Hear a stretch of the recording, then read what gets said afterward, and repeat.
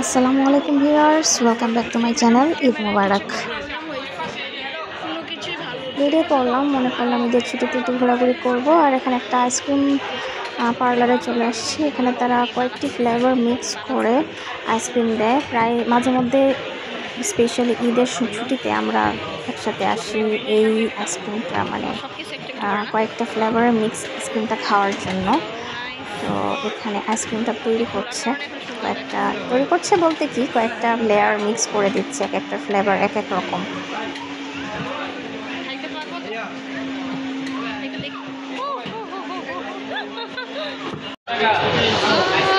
এখানে কেক দেখতে পাচ্ছি। ও নাইস। কত কি লেখা আছে এটা? অ্যানিস ফ্লেভার 320 টাকা। ওকে, মিক্স করে দিচ্ছিস? ও দ্যাটস গুড। 100 টাকা করে না মিক্স করে? নাইস। সীমান্ত স্কোয়ারে আইসক্রিম খাওয়ার পর আমরা বের হয়ে আসলাম। এই আইসক্রিমটা আমরা পেয়েছিলাম সীমান্ত স্কোয়ারের গ্রাউন্ড ফ্লোরে।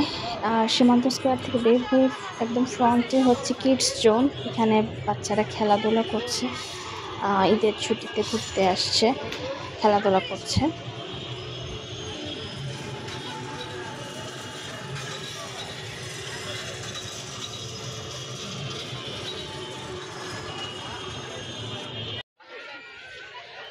আচ্ছা, আমরা এদিকে হচ্ছে হাঁটতে হাঁটতে সীমান্ত স্কোয়ার থেকে বের হয়ে হাঁটতে হাঁটতে লেকের দিকে আসছি। লেকে অনেক মানুষ। নায়রি, এটা একটা রেস্টুরেন্ট। সেখান থেকে আবার এই ধানমন্ডির বিভিন্ন রাস্তা হয়ে হাঁটা শুরু করেছি। রাস্তায় খুব একটা জ্যাম নেই।